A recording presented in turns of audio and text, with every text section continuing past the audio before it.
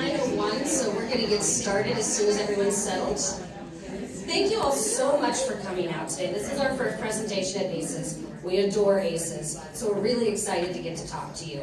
Today we're talking about editing for and in the government. I know we've got a lot of government editors in here. We've also got a lot of people who are just interested or wondering what's going on. So some of the stuff we cover you might know, some you might not, but hopefully we'll all get through and learn some stuff together.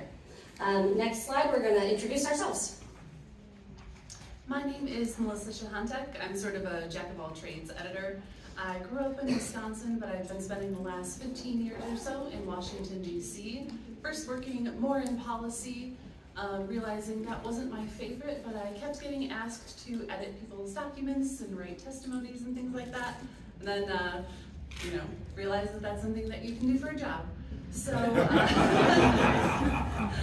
I've got a special love for Microsoft Word formatting, so if anyone else really likes to nerd out about that. I've also started to teach myself a little bit of graphic design, so sort of a little bit of everything.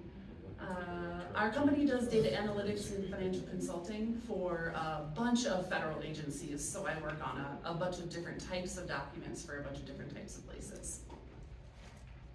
And my name is Kim Cragg. I work for the VA's Office of Inspector General. I edit audit reports and reviews. I also live in DC. Melissa and I actually have created a compound. We live a block away from each other on purpose.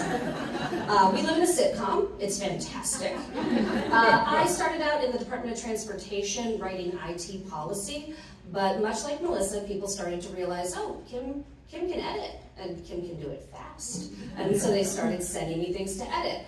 And I realized this is something you can do as a job. And so I reached out to Melissa and actually freelanced with her company for a while before eventually getting my current position at the VAOIG.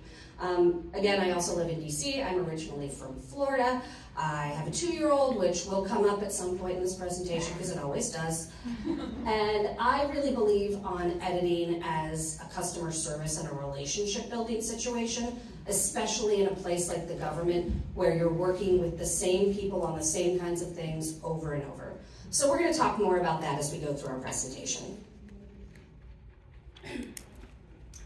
Next, we wanted to kind of level set about what our focuses are here. As we talked about a little bit earlier, Kim's focuses are more editing a single type of report in a single agency. My experience is more doing data and analysis and financial reports for a variety of federal clients. So not only do we do reports, we do proposals, marketing, website stuff, sort of everything comms. But today we'll show you other stuff too, but we just wanted to give you a sense of where we're coming from, that we don't speak for our agencies as a whole, for people who edit in government as a whole. We're just sharing the experiences that we have and hopefully looking forward to hearing some of yours as well. And another note is that all of our personal experiences are here in the US with the United States federal government, so we can't speak to working with other federal governments, and just wanted to sort of create the boundaries of the kind of thing that we're going to talk about today. Oh, I also wanted to mention that we did talk with our colleagues. We consulted editor Twitter.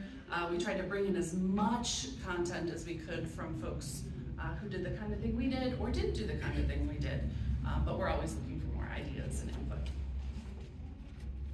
One more caveat before we jump into this. We are eschewing politics in this discussion. We are talking about the government as an organization, as an entity. We are not talking about the government in that you do or do not like what they do. So if you bring that up in your questions, politely or otherwise, we are politely or otherwise going to ask you to move on from that subject. So just so everybody knows. Our learning objectives today. We're going to talk about what gets edited in the government, who does it, and why. We're going to ask the eternal question of why did they write it like that? And then we're going to try and talk about how to get our comments noticed. In that, we're also going to talk a little bit about burnout and the specific things that burnout comes from in the government. And then we've got Q&As. But if you have a burning question in the middle, feel free to raise your hand and we can take a pause and answer it. This one is still me.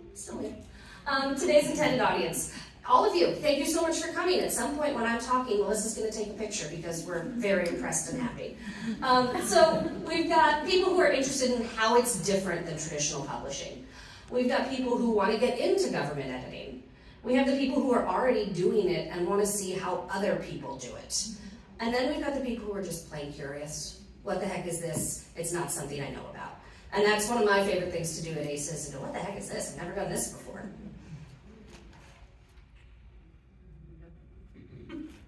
So, what gets edited in the government? Who's doing the editing? And why are they actually editing? What's the purpose of it?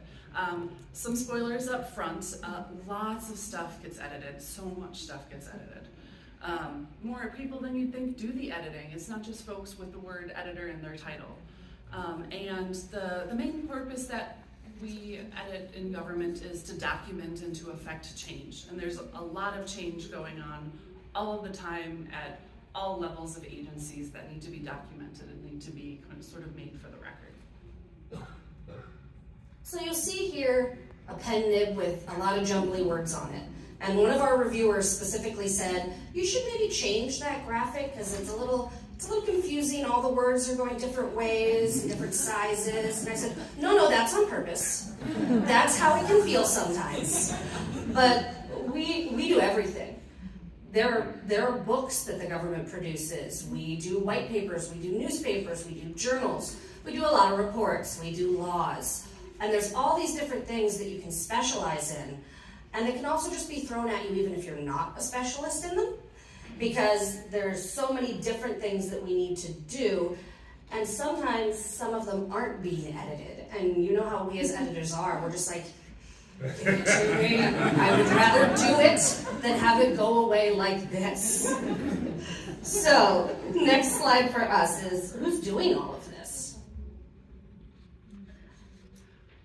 Yes. So many people are doing the editing. I was really shocked when I started working in this field. At first I thought only folks who are in the government with the word editor in their title were folks who would be doing the editing. But that's really not the case. Kim isn't the only person who does editing at VA. But lots of people end up doing that work, especially outside of government, like me, a contractor who gets brought on to a number of different projects. And even though inside my company I'm an editor, we have a lot of management consultants or PhD statisticians who are doing the writing and who are doing the editing. So it's sort of whoever's in the room, whoever's available, we're all pulling together and trying to do the best we can. So as you can imagine, even dedicated editors who are focused on just doing that and expect to do just that can end up doing a lot more than that. If you show an aptitude or an interest, or there's just an overwhelming need. Or an aptitude and not an interest. The interest isn't always super relevant. But if the need is there, they need someone to help them with a project, you could be pulled in. Some things like desktop publishing, that's something that I learned at my current role. I became the word wizard of the company because there was no one else and they needed one. Or doing graphics work when you don't have a graphic designer, or even doing project work. I've been pulled into project work before to do sort of change management or strategic planning or something like that, where that's not necessarily my specific wheelhouse, but it's something that I can contribute to and do, and that there's a need for support with. So that's an experience that I've had a lot, is lots of people, lots of different opportunities to jump in. So as Melissa mentioned, you don't always have the word editor in your title if you're editing. There are about 1.8 million federal employees. 600,000 or so of those are DoD, so we have to count that some of them are soldiers or Marines. But even so, out of all of those people in the federal government, there are 829 people with writer-editor in their title, and there are 435 technical writer-editors. So few. Compared so few with the title. Yeah. So you see that some of these editors are being pulled from other jobs, which is how I got into this. And I'm going to talk to you a little bit about some of the other kind of jobs where they can be pulled from. So one of the main things in the government is the GS series. It's the General Schedule series. All those little numbers are kind of groupings of the type of work you could be doing. A lot of these people end up editing. Maybe not the vets, but anyone in the 0-100 miscellaneous, anyone in the 300 general administrative, all of the actual writer editors are in information and arts, but the business people do it, the legal people do it. Lots of people get into this. And again, like we said, if you show an aptitude in the government, you're probably going to start doing it. And that's something to look at if you're thinking of joining the government, is that you don't have to go for the writer-editor jobs. Look at the ones, the actual descriptions, and see what they're asking for. Because sometimes you can't free up a writer-editor spot. You can only free up a general administrative spot, but you want them to do editing. So if you're looking on USA Jobs, keep your mind open. Don't just search for editor. Next, what's the goal of government writing? There's been a lot of conversation about it, but we've got an official quote here from the Center for Research Libraries. We're trying to organize and collect information. That kind of information can be demographic, it can be financial, geospatial. We've got laws, we've got regulations and statutes and legal opinions. So many different things, so many different parts of governments that are trying to collect, produce, and distribute information, sometimes all at once. And as we talked about earlier, the biggest goal is to document and affect change when we're doing government writing and when we're doing government editing.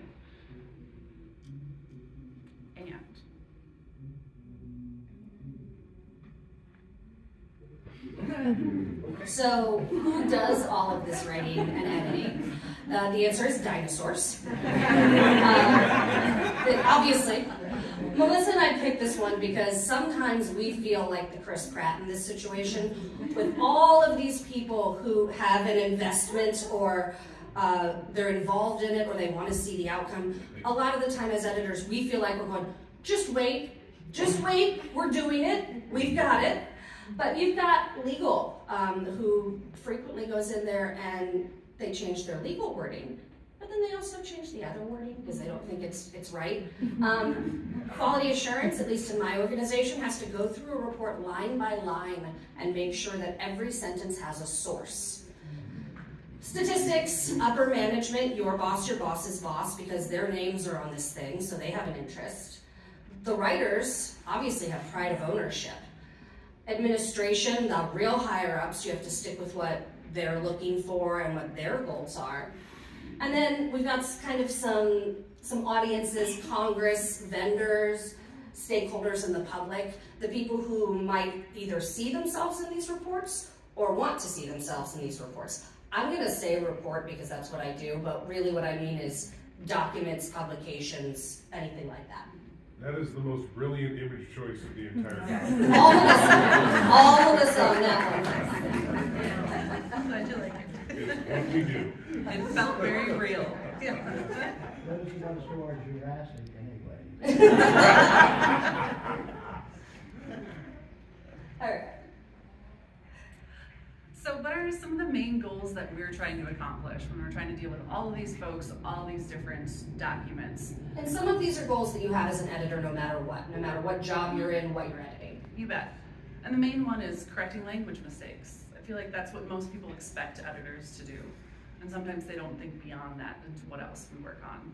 So some of the other things we do, especially in government, are encouraging plain language. We'll talk a little bit about that on a later slide.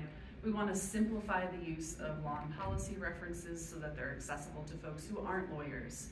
We want to minimize the amount of government ease that we use so that the audience can be anyone, can be the general public. We're encouraging the public interest. That's a huge one. We want to help ensure consistency, and we want to streamline the voice within the office, within the agency, within the project, all those things. So that's a lot. Those are a lot of big things that any one of them could be sort of one person dedicated to that, but those are all the things that we've got in mind while we're working. So I've got this nice little table that I I crowdsourced from my colleagues. I'm not going to read the whole thing to you, but the slides will be available on Whova. But I wanted to talk about three major items here. Sure. The first one is the 5-way accessibility. Folks might not realize that in government, when government agencies put out a document for the public to have access to, it needs to be readable on a screen reader at the most basic level. And agencies can be sued by the public if they don't do that. So when we create a document for our government client, we know they're going to put it on the website. It needs to be compliant with this certain amount of accessibility. Screen readers, color blindness, neurodivergence. Right. There's a lot of different things that you are required to do that not everyone in the government outside of writing and editing knows about. Yeah, and a lot of government have specific teams that work on this. This is sort of a post-publication effort. But we found that in traditional editing, magazines, books, they're not necessarily required by law. A lot of houses really make an effort and try to prioritize that, but it's not a legal requirement for more traditional publishing like it is for government publishing. Another thing I've run into is, one of the major things is using third-party tools. That surprised me when I first started working. So I, as a contractor, use my contractor computer, which is right here actually, and my company lets me put on essentially whatever Perfectit or any of the other tools that I want as long as I run it through IT. But some federal agencies will only let you work on a specific type of really locked down laptop where you can't, I know some people it looks like have worked on this, where you can't change settings, you can't use macros, you can't use external tools. And that can really change the way, like the time it takes to do your reviews, what kind of reviews you're able to do, your ability to like maintain your peace and calm. We'll show you some little tips on things you can do without having to install external software. Yes, Kim's taught me so much about these things. And in traditional editing, from what we've heard from colleagues, that's not usually something that gets locked down, that they sort of want you to use whatever you need to use to get the job done. So I encourage you, if you have time after, to have a look at the table if you work in traditional publishing, to kind of have a look at some comparison and contrast between that and government. So here's one of the things that starts getting different in the government in particular. We've got up here a 17-step process.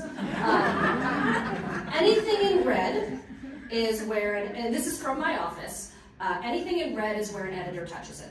And it could be 4 hours of developmental editing over a couple weeks with a team, or it could be, hey, can you do a quick copy edit? These steps repeat. They'll ping back and forth between a step for a while.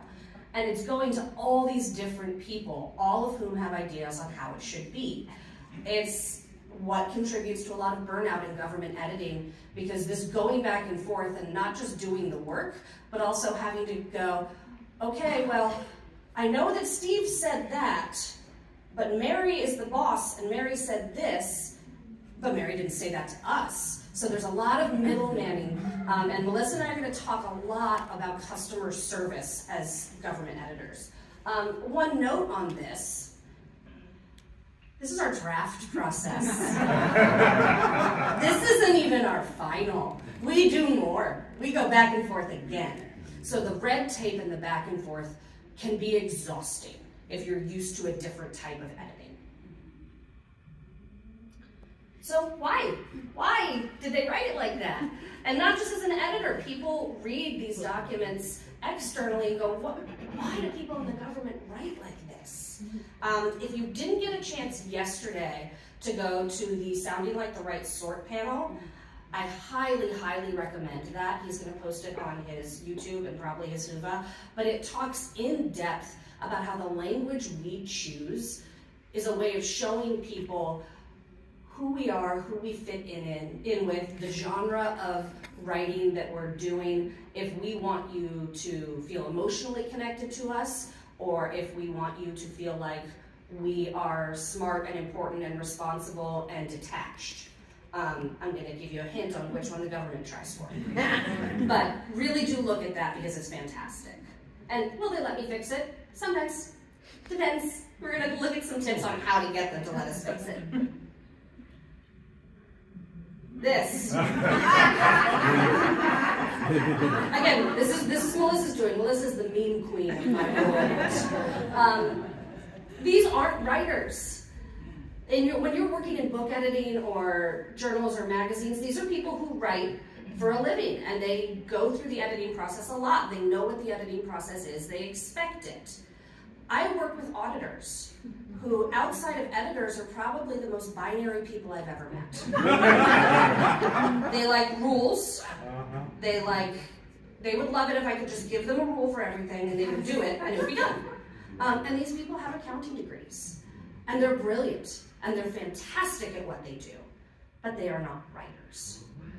Also, I know we have some people from VA OIG's Office of Healthcare Inspections, so they could at some point actually have someone say to them, I'm a doctor, not a writer.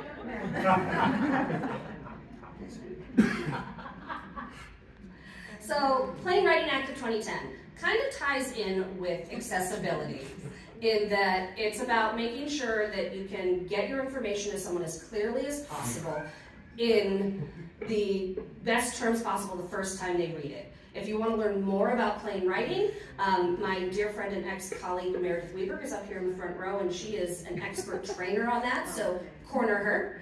But the big thing is, it's got all of these standards. They're all very straightforward. They make a lot of sense.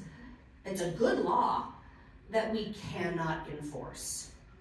There is no punishment. There's nothing that happens if you don't follow this law, except you might get a review every once in a while where someone says, oh, I don't know, this doesn't sound very plain. And people go, okay.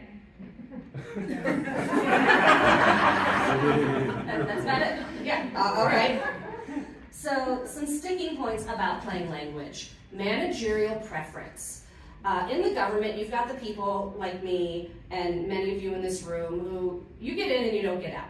You're doing this forever. And I love it. I plan to stay in the government forever. But you also have people who are political appointees who will run your organization. And they come in with very specific style preferences. And for example, we have, currently we have an IG who prefers saying things like, the team visited the site, the OIG team found. Other people prefer, we visited the site, we found. The next IG we get might be a we guy. And all of these people who we've pounded into their brain for 4-8 years, the OIG, are gonna have to change the entire way they write.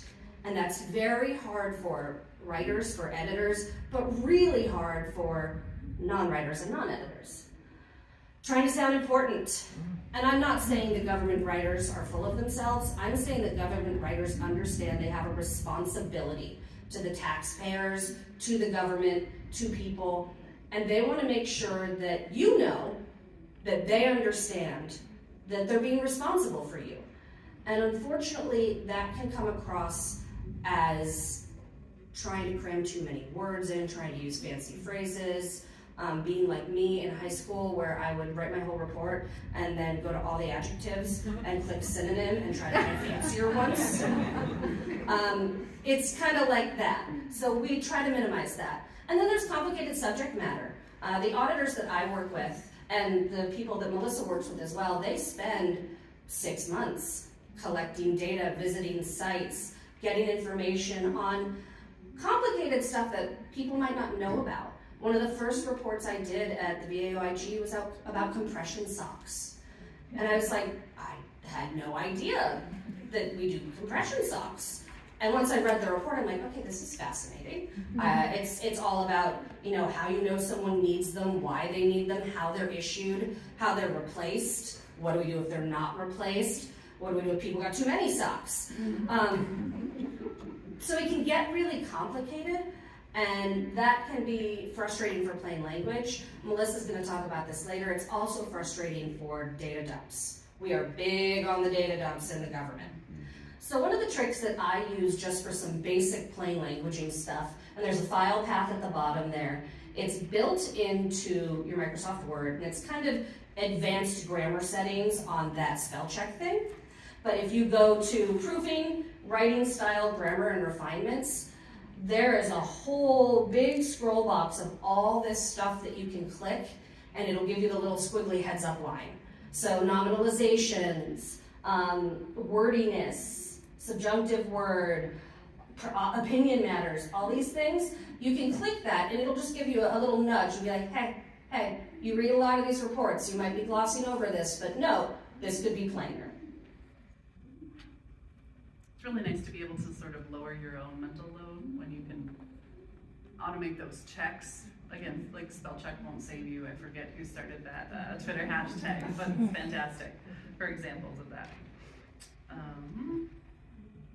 So next, we boiled it down to... Yes, I made it the Olympic rings because these are the Olympics of government writing.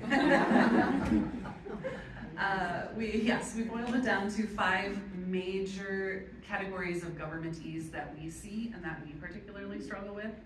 The first one is background dumps or info dumps. There are actually 2 parts of that problem that we run into. One is folks who give too much info, like Kim said. They want to make sure that you have all the background, that you know that they did the work, that they deeply understand, that they care, and that they're giving you the best they have. So with those, we try to really walk them through who's the audience, what's the purpose of this document. Worst case scenario, can we pull this out and put it in an appendix? If it must be there, can we put it somewhere else? And then somehow, usually at the end, they release the appendix and decide they don't need it. So sometimes that's a journey that you can go on. We'll talk a little bit more about like that client service journey later. But another part of it is that with that too much info, we've often found that the material is lacking the so what part of it. What does this mean though? What is the 1 or 2 sentence thesis of I did this, we found, or we did this, we found this should be done? Yeah, they tend to go with, I went to the site, I interviewed the manager told me this, then I interviewed the people told me this, and then I looked at these things and I saw 7 issues with 6 systems, and then a door didn't lock. And then we read that and we go, and? Because in their minds, they're like, I've given you all the information I have. Therefore, you have processed this information and you have come to the same conclusion as me. I don't need to tell you the conclusion. You have the info, you've got it. The other one you see in the government is nominalizations, otherwise known as smothered verbs, taking a strong verb, making it into a weak noun. Conduct a meeting, initiate an investigation, all of these things. That's a way of sounding important. It's a way of adding that wordiness that makes you feel like you've got this good big sentence and people are really going to get that this is an important thing and you conducted the investigation. Because sometimes just investigate to non-writers feels too plain. And too plain is something that scares people because too plain means that if it doesn't make sense, people notice quicker. You get all the extra words in there and they'll get the gist of it and they're like, okay, that sounded really important. The other one that everyone always asks about is abbreviations. We have a lot of abbreviations in the government. And I'm not saying get rid of all of them because things like FBI or NASA, that's what they're known by. They need to have that. But there are other times where we create abbreviations. So say we have the Director of Event Technology Handbook. People will, instead of using a short form, say DETH. Ooh, death, that's pretty good. They'll say DETH, and they'll refer to it as DETH for the whole document, even if it's the only handbook you talk about. So we have to gently guide them and be like, you can just say the handbook. Or if there's 2 handbooks, the death handbook and the editing for and in government handbook, you can reference the editing handbook and the technology handbook. And explaining that to them helps them understand rather than just being told, you have too many abbreviations, get rid of some. Because then they go, I can't get rid of them, we need them. Two other things is try not to stack them, and that's something that we do have to do in government sometimes when we're introducing our office in a report. We have to say Department of Veteran Affairs, VA, Office of Inspector General, OIG. When you have to do that, try and avoid adding any more acronyms or abbreviations in that paragraph if you can. Write around it, move it to later, reorganize. And then the last one is don't use abbreviations that mean different things in different communities. I work with some editors from the Office of Healthcare Inspections. Hey y'all. They write stuff about emergency departments. They used to use the abbreviation ED. From the commercials I see in Jeopardy, that means a different thing to different people. So make sure that the abbreviation you're using is something that everyone knows, that you've established it, or in this case, don't use that one, even if you establish it, because it means something different. I'm going to turn it over to Melissa for unnecessary capitalization. This is a question that we got on Twitter, but it is also a question that we get from everyone. Yes, and we also run into it all the time. All the time. When I first started editing, I thought I was just missing something. So I was digging through Chicago Manual, on Twitter, being like, do I just not understand this? Like, Why are these words capitalized? A lot of times the folks that we edit for feel like that capitalization imports a sense of importance or honor or emphasis, which we understand. I'm empathetic to that. Like, it can be hard to show emphasis in a way that makes sense. But that is one way that it doesn't make sense for most of the time. I would say almost all the time. One of the things I try to teach the writers in my organization, because we do a lot of teaching, is never give your reader a reason to stop reading. Because they might be reading something and they get to some unnecessary capitalization and they do exactly what Melissa did, and they stop and go, why is that capitalized? Am I missing something? And they kind of dig around for a little bit and they go, okay, what is this? Oh shit, I gotta change the laundry. And they're gone. You've lost them forever. They're never gonna pick it back up. And that's something that we want to avoid. Never give your reader a reason to stop reading. Yeah, you bet. Yeah. And then the last one is passive voice. Passive voice is interesting in the government. I know a lot of people who are earlier in their writing careers are passive voice is bad. We're here at ACES, we know it's a tool, we use it judiciously the way we need to. In the government, there's a specific way that it has to be used. And that is when you can't prove who did or didn't do something. So say Steve was supposed to inventory the medical supplies. Everyone knows Steve was supposed to do it. Everyone's pretty pissed at Steve. Nobody can prove that it was in his job description. Nobody can prove that anyone had tasked him with it. And nobody can prove that he's the one who didn't do it. So instead of saying Steve did not inventory the medical supplies, we have to say the inventory supplies were, or the medical supplies were not inventoried. So when you're doing government writing, keep an eye out for that. And when you encounter the passive voice, ask yourself, is this here because it really needs to be? Or are we trying to construct a fancy sentence to show importance?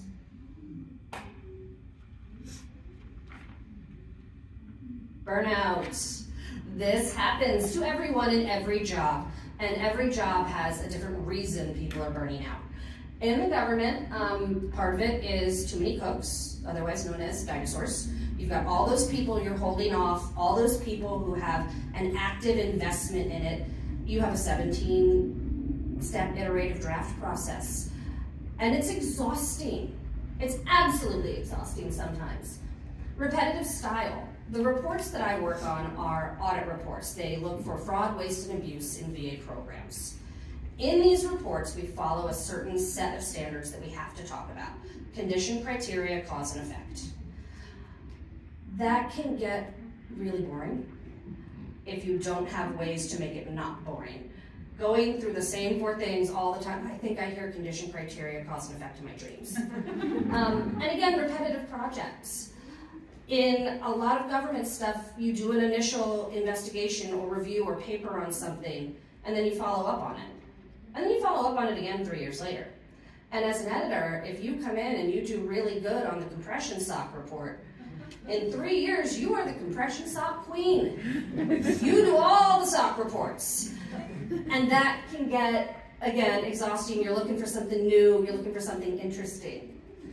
Administrative turnover, we mentioned this a little bit earlier.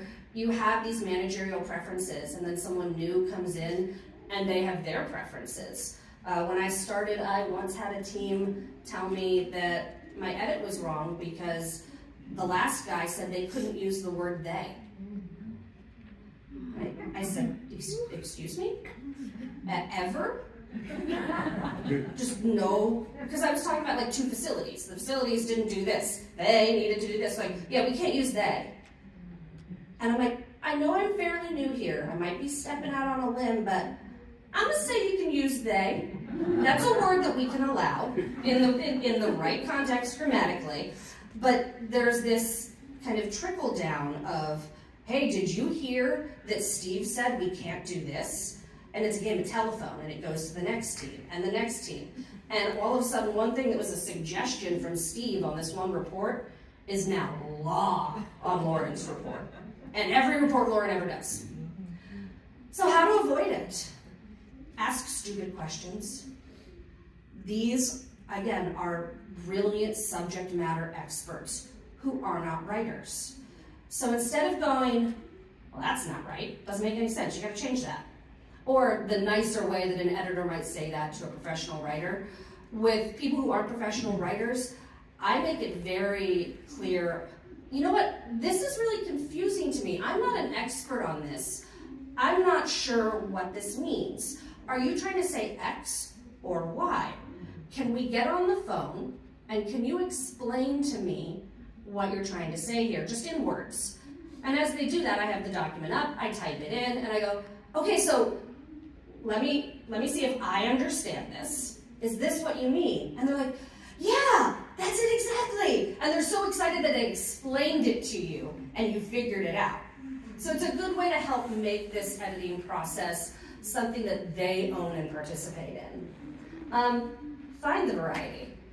Yeah, it's compression socks. It's compression socks every day. But this report is about the issuing process. The next report is about the procurement process.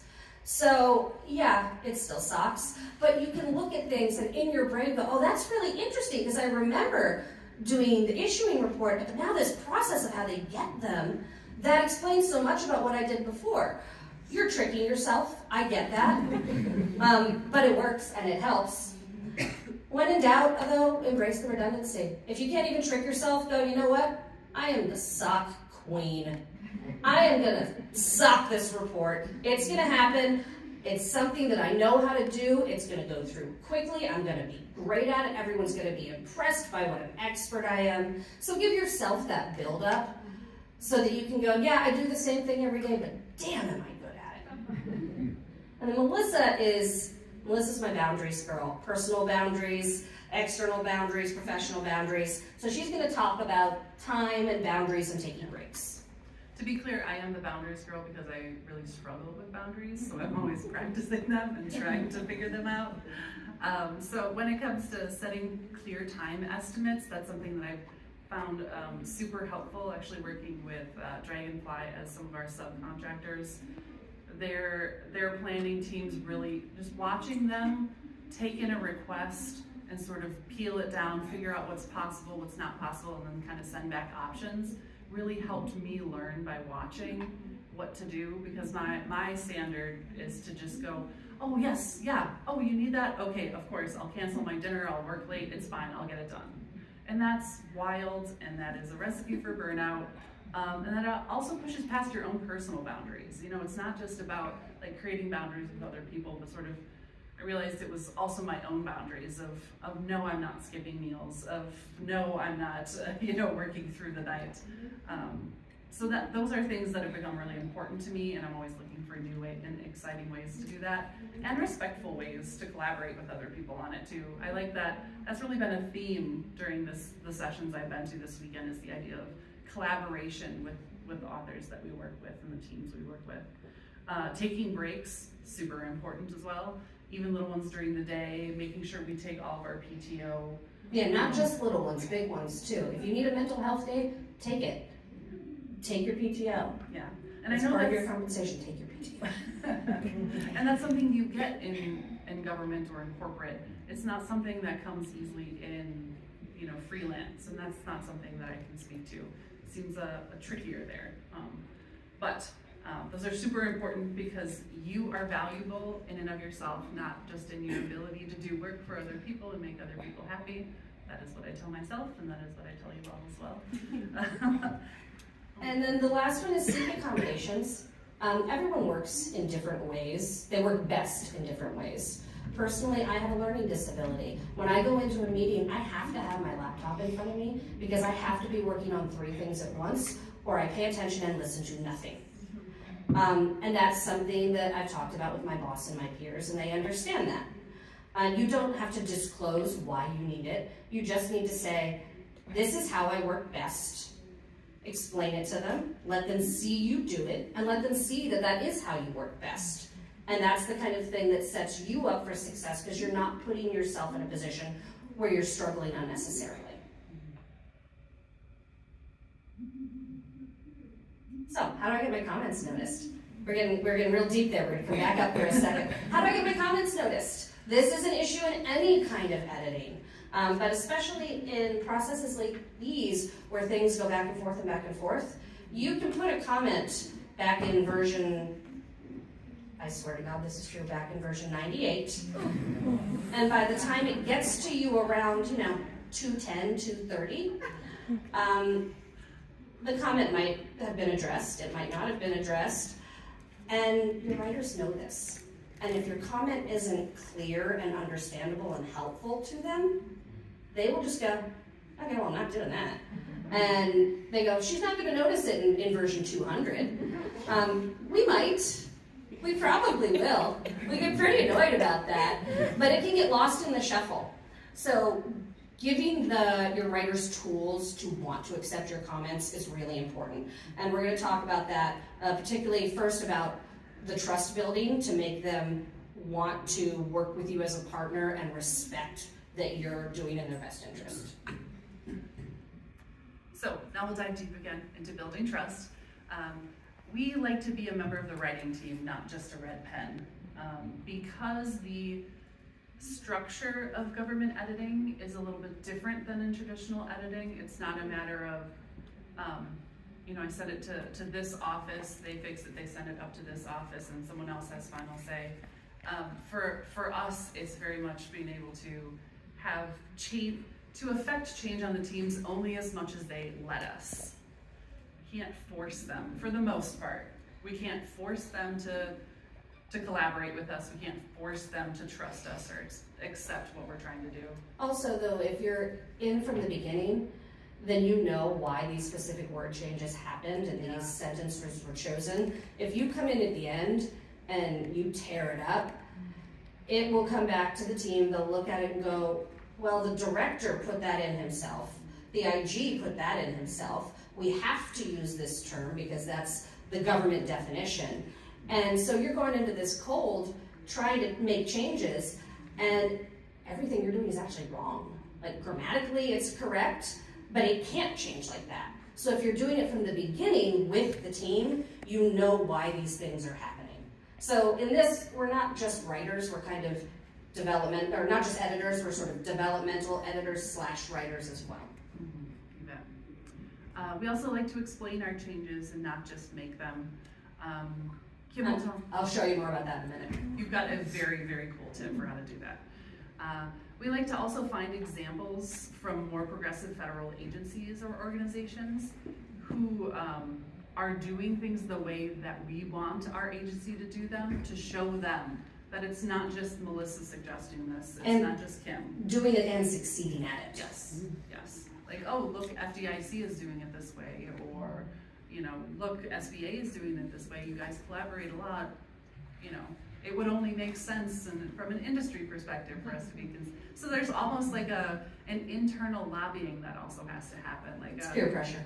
Yes, internal sales, internal lobbying, internal team building, and client service, that we're I feel like that's at least half of my time, in addition to editing and formatting, is having those conversations, building those relationships, understanding those projects, so I can actually get my edits and my suggestions to stick.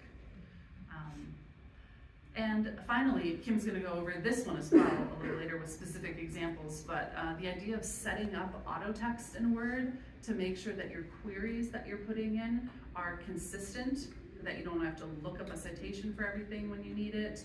And that also decreases your mental load, because you're not having to reinvent the wheel with every comment you're putting in there. You're able to save sort of that mental space that you have for the more unique and more curious and just a little more interesting things that are just the workaday stuff. And I'll show you guys some of that in just a moment. So cool. Melissa's going to talk a little more about customer service, and then I'm going to go into some of those specific tips. You bet. So we consider ourselves in-house customer service for our teams. In my consulting firm, we call it client service, and actually everybody that gets hired needs to go to this hour-and-a-half course with the head of the company where he teaches them client service about what it means, how to make sure you're sticking, prioritizing the client and what they need. So that's something that we find really important. And again, remember that these just aren't, they're usually not professional writers, and that's okay. But we have to make sure that we meet them where they are, that we help them in the way that we can, and that we try to collaborate as best as we can, instead of sort of coming in and being the English teacher with the red pen that everybody fears when they hear that they're getting edited. So explaining your changes. Obviously I would normally do this in track changes, but it's really, really tiny and hard to read. So me, created this beautiful new system. I pulled this sentence from a semi-annual report to Congress from the Department of Treasury's OIG. And it's an interesting sentence. Obviously they're trying to be powerful and engaging here. But as editors, I read this, and these were my initial first thoughts just in my brain. Because I'm an editor, and I have editors that I work with closely, if I sent this exact thing to Melissa, she would understand what I meant and exactly the changes I needed. If I sent it to Kathy, our room monitor, she would probably go, "Thank you, I told them that." But you can't send that to a client, a customer.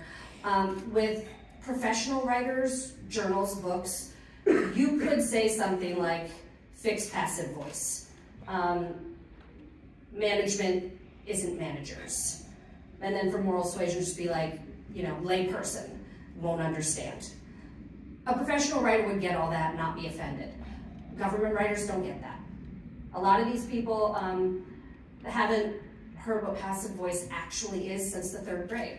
Because it's not their job to. They don't need to know that anymore.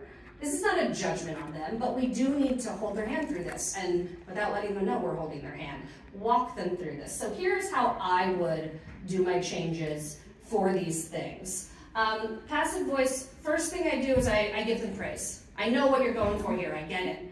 But I think the passive voice, and then I explain what passive voice is, not saying who did the placing. It doesn't help the reader. So who placed the too much reliance? And then they can understand how they need to rephrase it. Management, if I just say management is not managers, they'll go, yes it is, what are you talking about? And move on. So I explain to them, management is the act or art of managing. We try not to use it to describe a group. Let's go with leaders instead. Normally I'd say managers, but I think leaders is what you're going for. And then moral suasion. Especially in a situation like this where someone's really proud of their phrase, their fancy phrase, give them so much credit for it. And this is absolutely true, by the way. I could get the vibe of what this is, but I didn't know exactly what moral suasion was when I got this. So I looked it up, and then I told them that. I learned something, I looked it up. This is an incredibly cool phrase. I love new things about rhetorical appeal. But I'm a professional editor, and if I had to look it up, your reader's gonna have to look it up. So let's work together to find a phrase that is as powerful but clearer. And so these are the kind of comments that you have to give government writers because that's the way you're going to get them to make the changes they need. So one of the ways I do this, and I learned this at ACES, thank you ACES, is auto text. And again, file path at the bottom. Just in your proofing, you can create a code for yourself. My code is period with a word followed afterwards, no space in between. When you do that, the minute you hit the space bar after period math, this comment comes up. This math doesn't quite make sense to me, possibly because I'm an editor and I don't do numbers well. Can we discuss and see if there's a way to make it clearer? So I don't have to write any of that. I can just go math. And then later in the report, when the math is still not clear, I have another code where I go period SPC. And it pops up, it says, see previous comment about, and then I plug in math. And I don't have to deal with it anymore. And you can see I've got a bunch of these actually. These are really helpful when you're grouchy, because you can make them mean words. They never see what your code is. They can't reverse it and see what it came from. So you can say grouchy things. Like I have one here that is Cylon, because I'm a Battlestar Galactica fan. And in Battlestar Galactica, the Cylons, they have a plan. And it feels like a capital P plan. And so whenever people are unnecessarily capitalizing, I just hit period, Cylon, and it populates with, per OIG in Chicago style, we don't capitalize these things to make the language cleaner and easier to read. So I get this really nice professional comment, and I also get to go, Cylon. So you can make all these different things for me. Game changer. Highly recommend. Game changer. Yeah, period FFS is a great one. I like that a lot. And in my case, I think period FFS would say something like, note to self, this isn't clear to me. Discuss with the team further what their intent was with this language.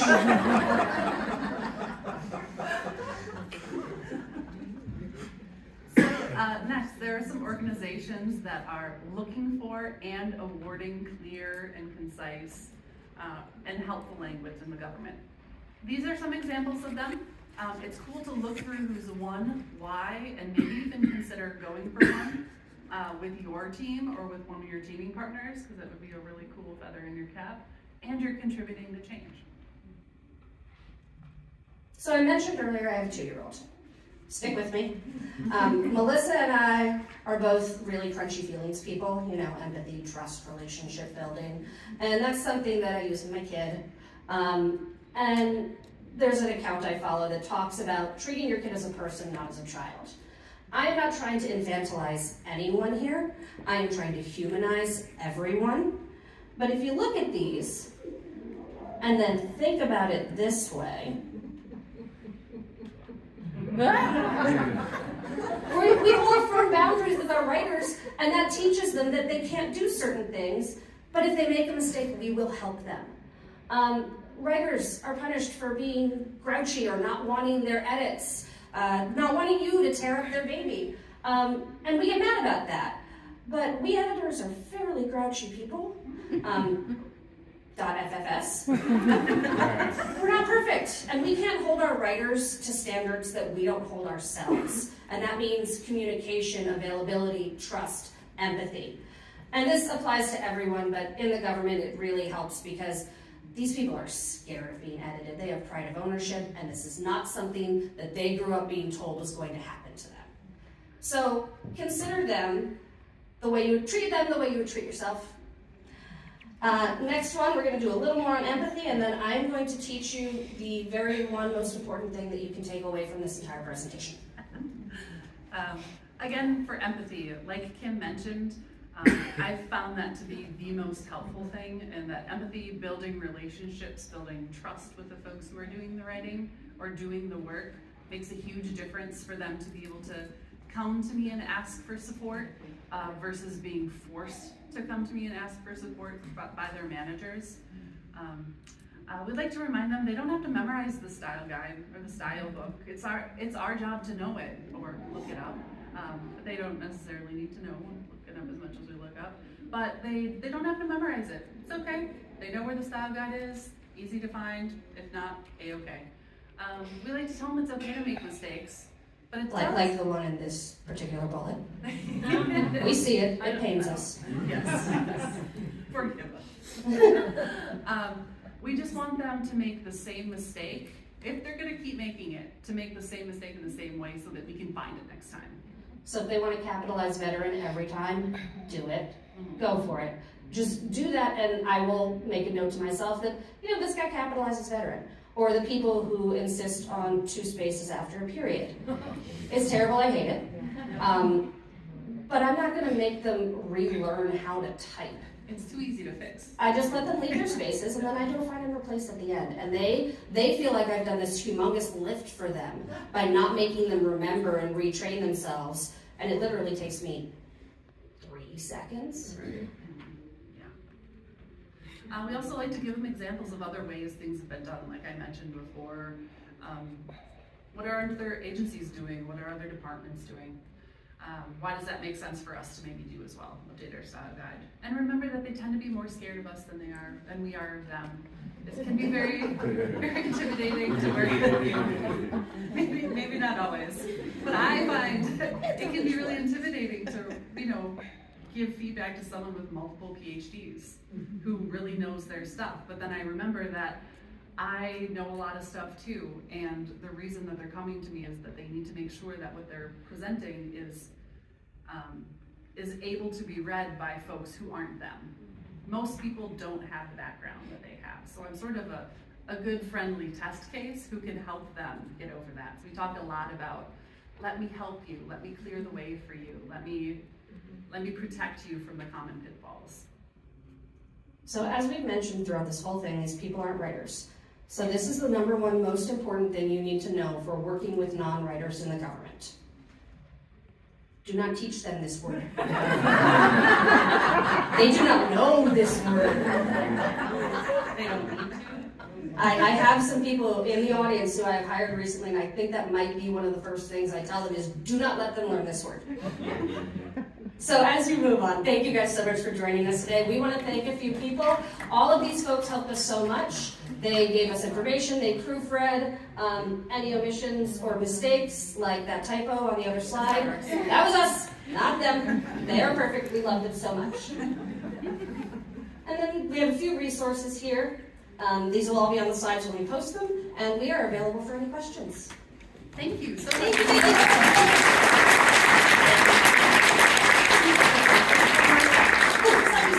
Could we take one selfie with you guys? Thank you. It's our first time.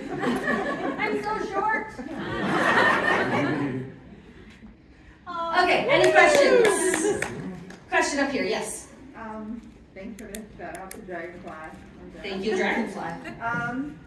So we work like one step removed, right? Yes. So the information that you're giving about comments and like how helpful to be when you're working like on that crunch timeline at the end of the process, I feel like most of the time I don't want to do that because I'm taking up people's time when, we got to get it back to them and they got to get it out the door. Is that a correct perception or? So the question is, the Dragonfly works one step removed from this. They're not in the developmental process. They get it at the end.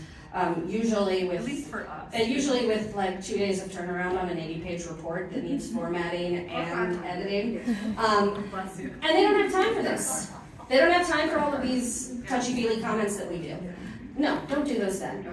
The relationship building you do with them is earlier or after. And you send a follow-up email with, this is so great, we're so glad to work with you. These are some really great things we saw in your project. These are some things that we would have liked to address if we had a little more time. So you build that relationship in the outside so that they start valuing your time and your input, and they take that into account when they ask you for tasks or edits.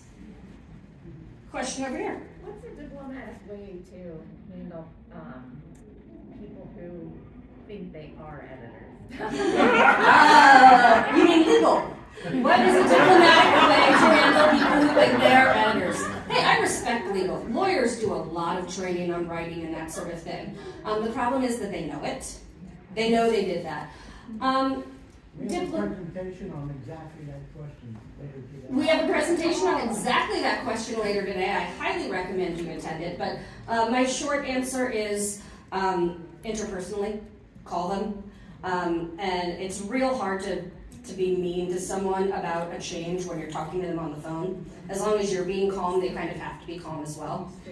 FaceTime, yeah, when I say call, I mean like Teams or Zoom. I try to always look them in the eye. Yep. And smile. And yes. To answer that question, I was curious, are you all mostly working in a completely distributed environment, like remotely, or do you have the opportunity to work together within physical proximity of your team? With such an extensive process and such an extensive team, if you do have those opportunities, what difference does it make to you when you're able to have that physical proximity and like walk down to someone's office or meet with someone in those kinds of discussions and relationship opportunities? So personally for my organization, we're spread all over the place. Not even my direct employees work in my office. I know with Melissa, she works with a bunch of different agencies. So yeah, we do a lot of remote work, and that means sitting down together and sharing your screen on Teams and writing things out together. Trying to build in that time for face-to-face relationship building whenever you can. But when you do, on the rare occasion, get to like go in with a team for 3 days and sit down and write a draft together, it feels kind of exciting. It's kind of like a little party. Like, oh man, we're gonna do this. Look at all this stuff we're gonna do. We're gonna do it together. We're gonna do it right here, and there's probably gonna be snacks. So having that relationship beforehand, you go in there and it's like a long lost friend rather than, oh crap, here's Kathy from the Red Pen land and she's gonna just come in here and make this harder. Any other questions? Yes? Can you talk just a bit about your writing training that you've taken on? You mentioned earlier actually trying to train the writers. Do you find that effective? Do you find that they're responsive to that? Does your management support that effort to kind of get out in front and train writers in the government on how to write better? You start and I'll talk about ours real quick. So for us, I usually don't have direct contact with the eventual government client. I'm sort of behind the consultants who are doing the face-to-face, so I hear through them what the client wants, and then it gets kind of pushed, so there's a bit of a problem there, or a challenge can be sometimes. But we've tried to do internal writing trainings. It can be hard when there's turnover, they can be pretty expensive, both in terms of like getting somebody great to come in and do it, but also the lost time. So when everyone's got billable targets in the consulting world, and you lose, however many hours to that through the whole firm. That's just something that can kind of be hard to get leadership to buy in on. Which is funny because we at the VAOIG have, in the past 2 years, developed really comprehensive editing, more writing training, and we go into these auditors, and we'll do anywhere from an hour to like full day training. We have one team that has requested a year-long, quarterly, day-long training program for them, and we are inundated, which is shocking to us. We are inundated with training requests because these folks are smart professionals. They like to understand what's expected of them and what's happening to them. So they listen to all this training and they're like, so that's why they do it. I get it. And we make it a point in a lot of the times to not work on government writing. We have them do personal writing, stories about what they're doing, and we give them feedback on just general ways to make it better, but they love it. And our management loves it, honestly, because it's training, it's improving our workforce, and it's being conducted, at least in our organization, by people they're already paying. So they're all about it. So if you are in the government and interested in building a writing or editing training program, please reach out to me. I'm on the app, and I will get you all sorts of information on that. In the back. So I was recently brought on as a consultant for not a government project, but a government-funded project. Okay. And I know from past experience that when you're not a contractor or a consultant for a government-funded project, they are as responsible as you are for not working it. Yes. The people who hired me haven't provided me with any kind of like training or documentation about what that is, and I'm wondering, is it my responsibility to ask for that, or should I just let it be, and not, how much initiative do I take there? Yeah, I'm in my mind going, moral responsibility, legal responsibility, I don't want to get in trouble responsibility. Things slip in the government. There's a lot of cogs, a lot of wheels, a lot of processes. And sometimes the person that you're working for has either hired so many of these contractors, they forget to send the documentation, or they don't really think it's that important because it doesn't have anything to do with their job.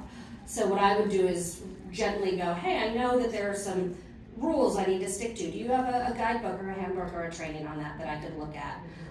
Do it in writing. And if they say, no, you're good, then you're good. But if it's just a non-communication thing and they never gave it to you and you never asked for it, I'd cover your ass on that one. In the front, Kathy's cutting me off. Kathy's mean. Thank you, Kathy, I appreciate it.